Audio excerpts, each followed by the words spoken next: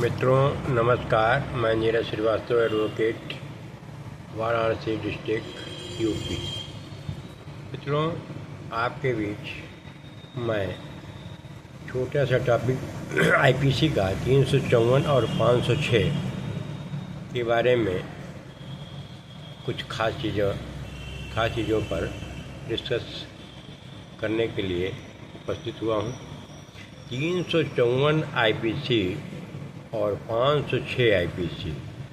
354 IPC assault और criminal force to women with intent to outrage her modesty, लज्जा भंग जो हम लोग पढ़ते हैं, उसके बारे में पनिशमेंट बताता है। पनिशमेंट 1 ईयर से लेकर 5 ईयर तक है। इसमें डेफिनेशन में 354 में whoever assault or uses criminal force to any woman intending to outrage or knowing it to be likely that he will thereby outrage her modesty। whoever का मतलब है he or she, कोई भी हो सकता है, महिला पुरुष कोई भी हो सकता है। assault or uses criminal force, जो भी असॉल्ट करता है, चोट पहुंचाता है, या क्रिमिनल फोर्स आवश्यक है। असॉल्ट हो, चोट हो, और उसको पता है कि ऐसा करने से उस वुमेन की मॉडेस्टी आउटरेज होगी, लज्जा भंग होगी, तब उसको जो है पनिशमेंट के बारे में बताता है 1 साल से लेके 5 साल। अब फोर्स हम लोग क्रिमिनल फोर्स कहाँ डिफाइन है? 350 आईपीसी में। तो फोर्स होना मस्ट है, असॉल्ट होना मस्ट है, फोर्स के बाद ही असॉल्ट होगा। इसी तरीके से 506 आईपीसी है। 506 आईपीसी में क्रिमिनल इंटिमिडेशन है, जान से मारने की धमकी। 506 सब क्लास 2 सब क्लास 1 दोनों। 506 सब क्लास 2 लग गया, जान से मारने की धमकी, 7 साल तक की सज़ा का बात आ जाती है। 506 का इंग्रेडिएंट 503 में देता है कि क्रिमिनल इंटिमिडेशन है क्या? whoever threaten another with any injury to his person, reputation or property, or to the person or reputation of anyone in whom that the person is interested। Property को, जान माल दोनों की बातें हैं, इसमें हानि करने की धमकी देता है। और with intent to cause alarm to that person, इसमें केवल धमकी देने से नहीं, उसको अलार्म होना ज़रूरी है। जिसको धमकी दी गई उसको लग जाए कि वो डर गया, डरना ज़रूरी है। ये सब चीज़ें जीरा में निकलती हैं। अगर डर गया तो FIR करने नहीं जाएगा, 1 दिन नहीं जाएगा, 2 दिन नहीं जाएगा, वो बताएगा कि इतना डर गए, अलार्म हो गया उसको।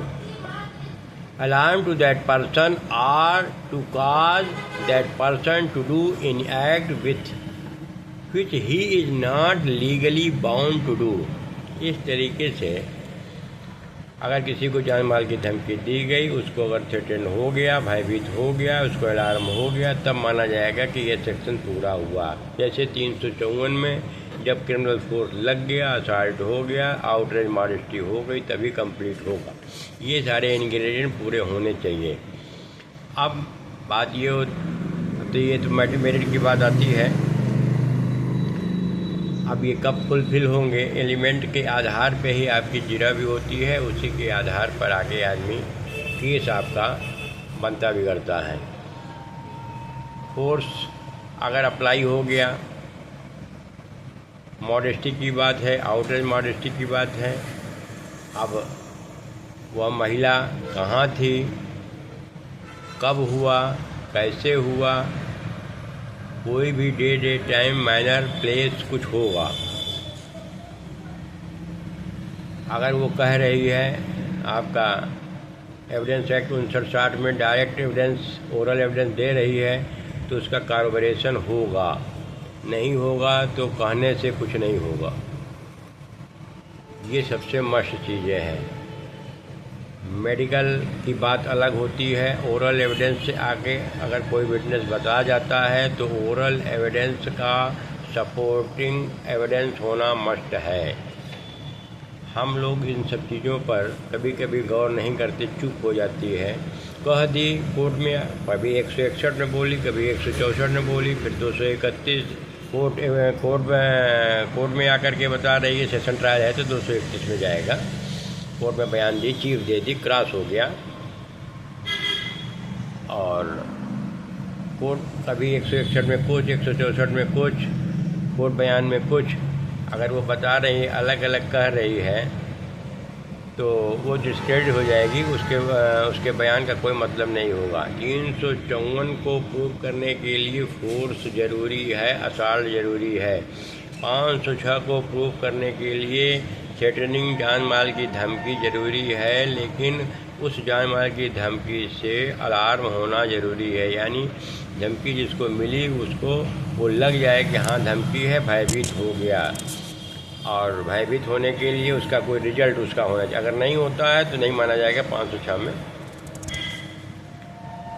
एक केस हम देख रहे थे, इसमें सुप्रीम कोर्ट का करंट आया हुआ है अभी। ये नरेश अनेजा अलियाज नरेश कुमार अनेजा 2 फरवरी 2025 का है। 354 506 पे चार्जशीट फाइल हुई थी, उसी को आगे के लिए बढ़ाया गया था, चैलेंज किया गया, हाई कोर्ट तक नहीं सुना गया। सुप्रीम कोर्ट ने इन्हीं सब बातों को ध्यान में रखते हुए ये चार्जशीट को क्वाइस किया। इसका जो है SLP नंबर है 1093 ऑफ 2021। डेट ऑफ जजमेंट जो है 2 जनवरी है, 2 जनवरी 2025, जनवरी 2 2025। तो ये एक इम्पोर्टेंट जजमेंट रहा, जिसके बारे में जो ये जजमेंट टोटल जो है बेस है 354 और 506 IPC के चार्जशीट से रिलेटेड क्वेश्चन क्या मैटर है।